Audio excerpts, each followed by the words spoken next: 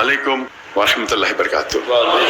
مجھے بےحد خوشی ہو رہی ہے کہ 33 سال بعد میں نہ ہی پاکستان میں واپس آیا ہوں، خصوصاً لاہور میں، اور وہ بھی قرآن اکیڈمی میں پھر سے 33 سال بعد میں نے قدم رکھا ہوں. ماشاءاللہ مجھے کافی ماشاءاللہ بےحد خوشی محسوس ہو رہی ہے، لیکن ساتھ ساتھ ڈاکٹر اسرار احمد صاحب رحمہ اللہ کمی بھی محسوس ہو رہی ہے. اور اکثر جب میں پاکستانیوں سے ملاقات کرتا ہوں تو اکثر کہتے ہیں کہ جب ڈاکٹر اسرار احمد صاحب زندہ تھے تو ہم نے ان کی اتنی قدر نہیں کی جتنے کرنا چاہیے، لیکن ابھی جو وہ کہتے ہیں تقریر میں ابھی ہمیں احساس ہوتا ہے. اور جیسے کہ آپ جانتے ہوں گے کہ میں شیخ احمد دیدہ صاحب سے متاثر ہو کے جو میڈیکل کالج میں تھا 1987 دسمبر میں ان سے ملاقات کی، اور تقریباً 3.5 سال بعد میں ڈاکٹر اسرار احمد صاحب سے ملاقات کی. یہ دونوں شخص تھے جو مجھے متاثر کیے، اور ان کی وجہ سے میں ڈاکٹر آف باڈی سے ڈاکٹر آف سول بنا، جسم کے ڈاکٹر سے روح کا ڈاکٹر. جب دیدہ صاحب سے متاثر ہوا میں تو اس کے بعد میں اسلامک ویڈیو کیسٹس باقر جتنے باقی مقررین تھے ان کی سننے لگا، اور اکثر انگریزی میں سنتا تھا. واحد اردو تقریر اگر سنتا تھا تو ڈاکٹر اسرار احمد صاحب، کیونکہ مجھے شوق تھا ویڈیو کیسٹ کلیکٹ کرنے کا. تو جب میں امریکہ گیا تھا اور باقی دیگر ممالک، تو وہاں مجھے ڈاکٹر صاحب کی کیسٹ ملے، اور اس کے بعد اگر میں اردو میں میرے لحاظ سے ان کے علاوہ میں کسی اور کی ویڈیو کیسٹ نہیں دیکھا. میں تھوڑا چند منٹ ہو سکتا ہے. ڈاکٹر اسرار احمد صاحب کی اردو فصیح تھی، لیکن پھر بھی دل کو چھوتی تھی، اور میرا شوق رہا جب میں دیدہ صاحب سے متاثر ہوا، ایک شوق تھا کہ جتنے بھی علماء ہیں ان سے ملاقات کروں. تو شوق نے مجھے 1951 میں پاکستان لے گیا، اور 1991 میں قرآن اکیڈمی آیا اور ڈاکٹر اسرار احمد صاحب سے ملا. اور جب انہوں نے مجھے پوچھا بیٹا آپ پاکستان کیوں آئے، تو میں نے کہا کہ یہاں اسلامک ادارے ہے، آپ سے ملنے آیا اور اسلامک ادارے کو دیکھنے کے لیے آیا. تو انہوں نے کہا پاکستان میں ادارے تو بہت ملیں گے لیکن اسلام نہیں ملے گا. تقریر کے پہلے کہنا چاہتا ہوں کہ آپ جانتے ہیں کہ میری تعلیم انگریزی میں ہوئی ہے، تو اور اردو پہ مہارت نہیں ہے، تو ظاہر ہے کہ اگر اس میں کچھ غلطیاں ہوں گی تو اسے آپ نظر انداز کیجیے. اور خصوصاً آپ ڈاکٹر اسرار احمد صاحب رحمہ اللہ کو سنتے ہیں تو میری اردو تو ایک دم اپوزٹ، ایکسٹریم. تو جب یہاں ان سے ملاقات کی، گفتگو تو کئی ہوئی، لیکن سب سے جو اہم مدعا تھا انہوں نے پوچھا کہ، اور میں MBBS سے فارغ ہوا تھا اور میں انٹرنشپ کر رہا تھا. انٹرنشپ کرنا ضروری 1 سال کے لیے، 4.5 سال کی پڑھائی ہوتی ہے، 1 سال کا انٹرنشپ تھا. اس ٹائم میں پاکستان چند ہفتوں کے لیے آیا تھا. تو انہوں نے کہا آپ کیا کرنا چاہتے؟ تو میں نے کہا کہ میں سرجن بننا چاہتا ہوں. اور کیا؟ میں دائی، دونوں ساتھ میں کروں گا، سرجن بھی بنوں گا دائی بھی کروں گا. تب ڈاکٹر صاحب نے کہا کہ میں نے 7 سال کوشش کی ڈاکٹر اور دائی دونوں بننے کی، لیکن میں ناکامیاب رہا. اگر آپ مہارت چاہتے ہیں تو دونوں میں سے ایک چننا پڑے گا. اور وہ ایک نصیحت تھی جو ہو سکتا ہے میری زندگی کو بدل دی. اور جب میں واپس گیا، جب میں والدین سے کہا، پہلے ارادہ تھا کہ جب میں ماسٹرز کروں گا سرجری میں تو ہفتے میں آدھا دن چھٹی ملتی ہے، 24 آورز آپ کو ہاسپٹل میں رہنا چاہیے. جب آدھا دن چھٹی ملیں گی اس ٹائم 2 گھنٹہ میں दावती काम करूंगा। हमने इदारा कायम किया था इस्लामिक रिसर्च फाउंडेशन 1951 में, 1991 में। तो जो मेरा तसव्वुर था कि हफ्ते में 2 घंटा दूंगा इदारे के लिए, बाकी टाइम मेडिकल के लिए। वालिदैन ने कहा नो प्रॉब्लम। फिर मैंने कहा कि मैं रोज 2 घंटा देना चाहता हूँ। फिर मेरा इरादा बदल गया कि मैं अभी सर्जरी नहीं कहूँगा, सर्जरी में 24 घंटा रहने पड़ता है। अगर मैं रेडियोलॉजी करूँ तो 24 घंटा रहने की जरूरत नहीं। तो मेरा ज़हन तब्दील हो गया, रेडियोलॉजी करूँगा, उसके अंदर 24 घंटा हॉस्पिटल में रहने की ज़रूरत नहीं। और मैंने कहा मेरे वालिदैन से, मेरे वालिद भी डॉक्टर थे, मेरा भाई भी डॉक्टर थे, रेडियोलॉजी करूँगा और फिर रोज 2 घंटा दावती काम करूँगा। वालिदैन ने बोला नो प्रॉब्लम, जैसे आपकी मर्जी। फिर चंद हफ्ते और गए और उस वक्त हमने कायम किया एक पैथोलॉजिकल सेंटर, जो मैं और मेरे भाई 50-50% पार्टनर थे, उसे कायम किया। और फिर मैंने कहा कि अभी 50% मेडिसिन, 50% दवा करेंगे। वालिदैन ने कहा नो प्रॉब्लम। फिर मैंने कहा 2 आवर्स मेडिकल करेंगे और बाकी टाइम दवा करेंगे। भाई ने बोला नो प्रॉब्लम, वालिदैन ने बोला नो प्रॉब्लम। फिर मैं बोला फुल टाइम दवा करूंगा। और ये सारा सिलसिला 1 साल से कम में हुआ, ऐसा नहीं कि 5-5, 10 साल बाद, मे भी 8-9 महीने में। और मेरे भाई ने कहा मुझसे कि आप जिंदगी वक्फ करो, आप 50% पार्टनर है, आपको आने की जरूरत नहीं, 50% आपको शेयर मिल जाएंगे। मैंने कहा नहीं भी दे चलेगा, ये भाई ने कहा आप 50% मिल जाएंगे। तो वहां से सिलसिला शुरू हुआ। बात वापिस से आते डॉक्टर ईसा अहमद साहब रहीमुल्लाह, जो उनकी एडवाइस थी कि अगर डाई को सक्सेसफुल होना है, जो आपकी जरूरत की चीजें हैं उसे कम करो, अपनी रिक्वायरमेंट्स को कम करो, ताकि कोई भी आपको उस पर मोहताज ना रहने पड़े। अगर आपकी जरूरत ज्यादा है तो फिर आपको शायद ज्यादा पैसा लगेगा, 10 लाख महीने का लगेगा, 20 लाख लगेगा। फिर 10 लाख नहीं मिलेंगे तो आप दूसरी बात करेंगे।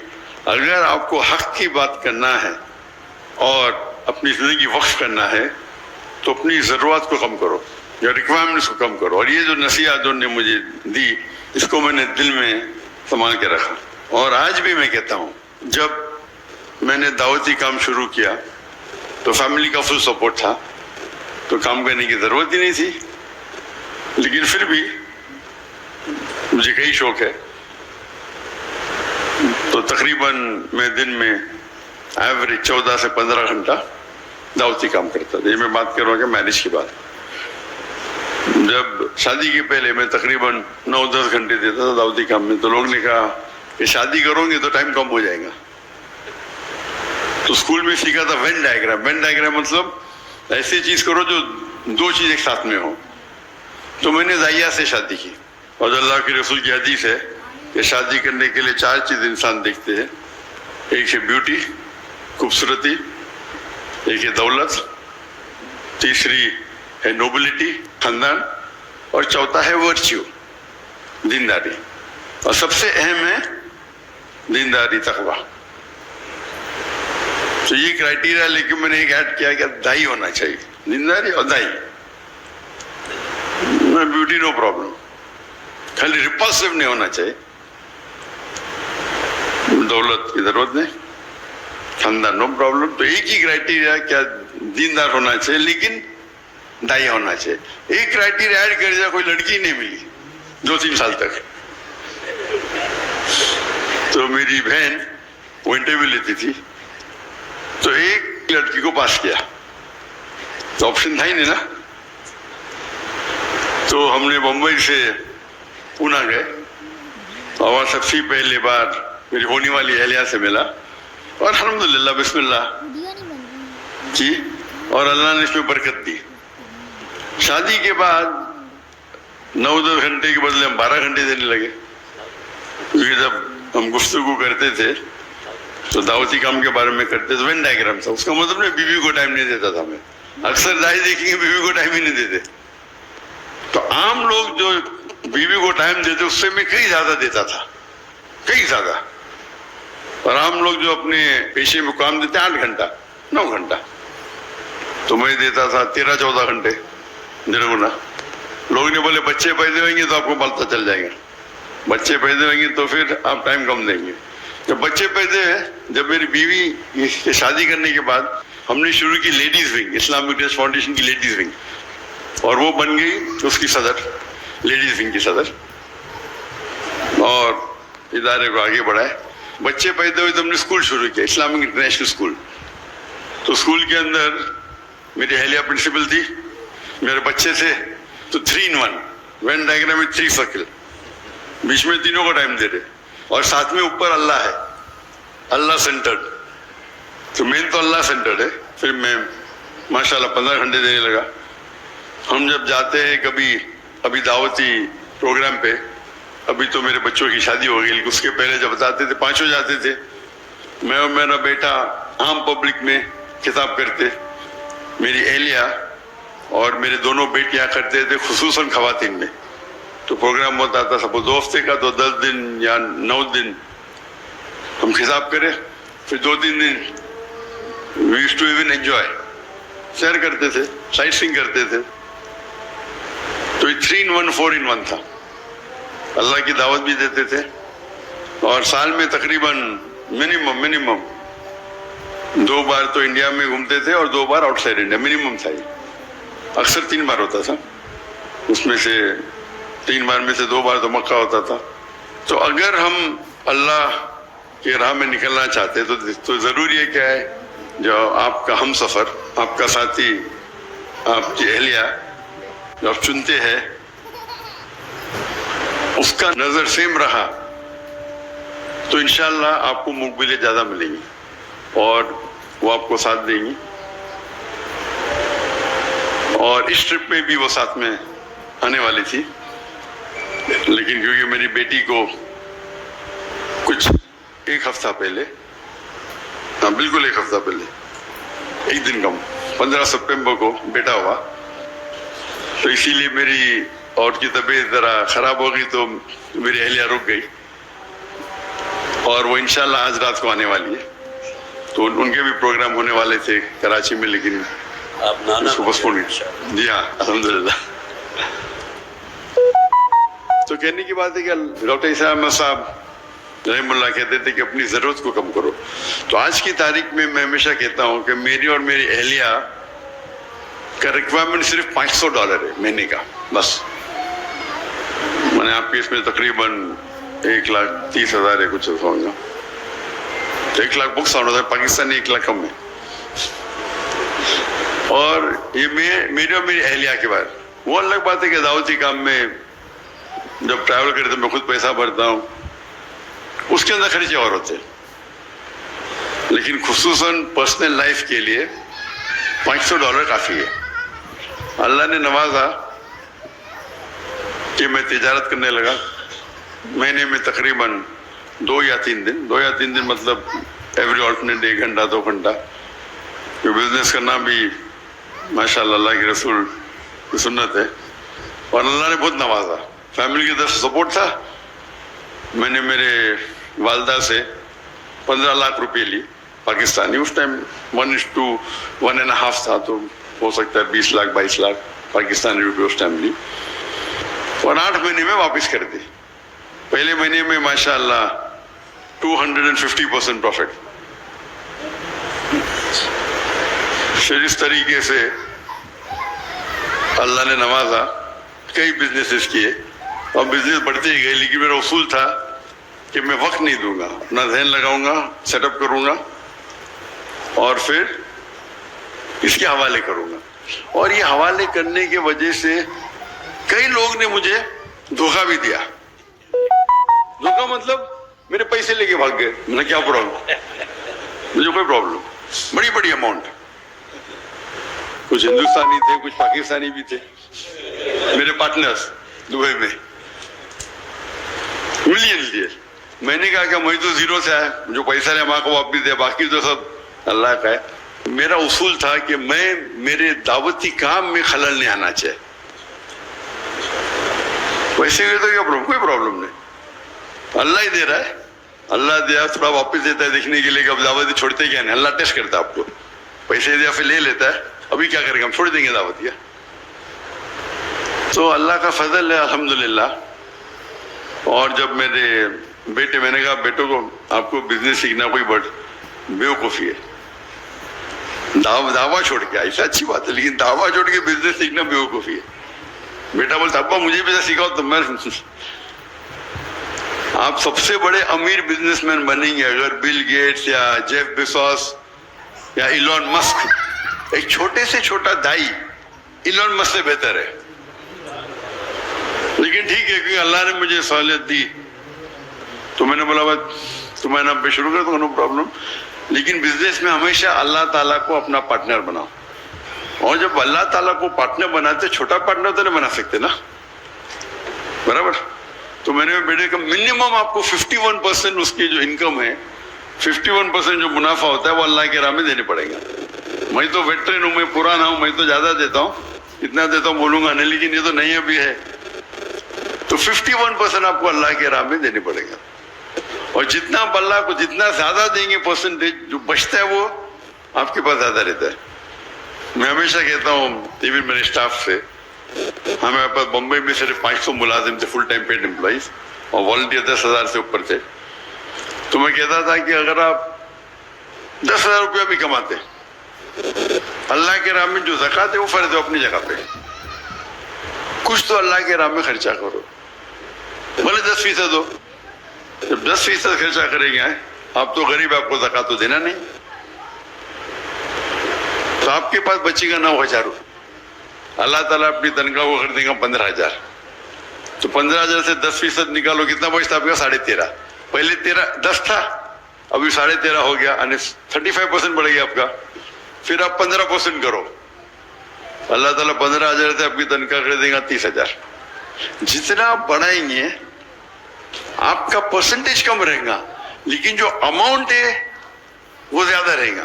تو اس اصول کے ساتھ الحمدللہ مہینوں کروڑ روپیہ کما لیتے بہت سے بزنس ہے. لیکن میں زیادہ ٹائم نہیں دیتا ہوں, کرتا ہوں اور چھوڑ دیتا ہوں.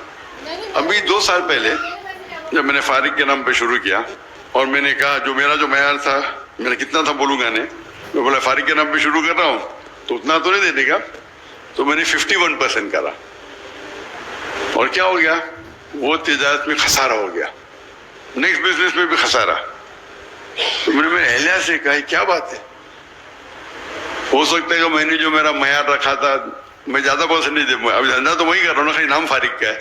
تو میں نے کہا یہ میں نے غلطی کی, جو میرا جو وعدہ تھا زیادہ دینے کا, خالی نام بدلنے سے تو میں نے میرے اہلیہ سے کہہ دیا کہ اس کا پرسنٹیج بھی سیم ہوگا جتنا میرا پرسنٹیج ہوگا. تجارت تو میں ہی سنبھال رہا ہوں, میرا بھائی میرا بیٹا صرف سائن کر رہا ہے. تو اللہ تعالیٰ چیک کرتا ہے, کبھی کبھی شیطان آتا ہے نا, ارے بیٹے کے نام پہ کر دو, کم کر دو, تمہارا تو نہیں, وہ تمہارا وعدہ اللہ کے ساتھ, بیٹے کا تھوڑی ہے. تو اگر اللہ کے راہ میں آپ خرچ کریں گے, جس طریقے سے ڈاکٹر اسلام صاحب کہتے تھے اللہ کے بینک میں ڈالو, جب چاہے واپس لے سکتے آپ. سب سے بہتر آپ اگر کس کو لون دے سکتے ہیں, جو اللہ تعالیٰ فرماتے ہیں کہ کون ہے جو اللہ کو قرض دے سکتا ہے, کیا اللہ کو قرض کی ضرورت ہے؟ بالکل نہیں. یعنی اللہ تعالیٰ جس طریقے سے ڈاکٹر صاحب کہتے تھے کہ اگر والد اپنے بیٹے کو کچھ پیسے دیتا ہے 1,00,000 روپے, اور پھر پوچھتا ہے کہ 5,000 دو, وہ چیک کر رہا ہے دیں گے یا نہیں. تو اسی طریقے سے اللہ تعالیٰ فرماتے ہیں کیا کون ہے وہ جو اللہ کو لون دیں گا اور اللہ اس کو ملٹیپلائی کریں گے. اللہ تعالیٰ فرماتے ہیں سورہ بقرہ میں سورہ 2 آیت نمبر 261, آپ اگر ایک دانہ اللہ کو دیں گے, اللہ تعالیٰ 7 بوٹی دیں گا, ہر بوٹی پہ 100 دانے, یعنی 700 گنا. بزنس ٹرمنالوجی میں 70,000%. کون سے دھندے میں آپ کو 70,000% ملے گا. تو اگر آپ اللہ سبحانہ و تعالیٰ کو اپنا پارٹنر بنائیں گے تو آپ دیکھیں گے کہ آپ محفوظ ہے. وہ فرض تو 2.5% ہے, لیکن زیادہ دینا تو حرام نہیں نا, افضل یہ. تو جتنا آپ زیادہ دیں گے اتنا کم ہے. یہ اللہ پہ توقع ہے.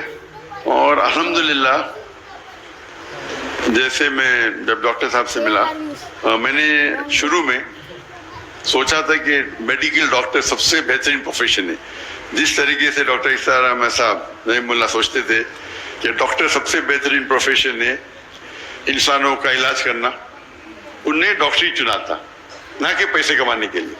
उसी तरीके से मैंने भी चुना था जब कुरान मजीद को पढ़ा। अल्लाह ताला फरमाते जिस आयत को मैंने शुरू में तिलावत की सूरह फुसिलत चैप्टर 41 वर्स 34, वमन अहसनु क़ौलन मिम्मन दअा इलल्लाहि व अमिला सालिहन क़ाला इन्नी मुस्लिम, कि कौन शख्स है बेहतर शख्स है लोगों को अल्लाह की तरफ बुलाता है, अच्छे अमाल करता है और कहता है कि मैं मुस्लिम हूँ। तो सबसे बेहतरीन जो प्रोफेशन है वो दाई का। तो इसीलिए मैंने डॉक्टरी छोड़ के दाई बना और अल्लाह से उम्मीद रखता हूँ कि जो भी कुछ हम थोड़ा काम कर रहे, जो हम्बल एफर्ट्स हमारे, वो अल्लाह ताला कबूल फरमाए। और अल्लाह से दुआ करता हूँ कि हम सबको इंशाअल्लाह आखिरत में जन्नत में उठाए। और आखिरत दावाना अल्हम्दुलिल्लाह रब्बिल आलमीन। अस्सलामु अलैकुम व रहमतुल्लाहि व बरकातुहू। जो हज़रात भी यहाँ तशरीफ़ लाए हैं, काफ़ी उन्होंने इंतज़ार भी किया, प्रोग्राम में भी कुछ थोड़ी सी तब्दीली हुई, लेकिन आप हज़रात की मोहब्बत, ज़रा तशरीफ़ रखिए, अभी कोई किसी किस्म की हिलचुल नहीं होनी चाहिए, बैठे रहें। तो दिल की गहराइयों से मैं डॉक्टर ज़ाकिर साहब का इंतहाई मशकूर हूँ। बल्कि एक साहब से गुफ्तगू हो रही थी तो मैंने उनसे ये कहा कि डॉक्टर साहब दूसरे लोगों की दावत पर उनके यहाँ तशरीफ़ ले गए, जबकि यहाँ हमारे साथ मामला ये था कि खुद डॉक्टर साहब की अपनी ख्वाहिश थी कि कुरान अकेडमी आएंगे।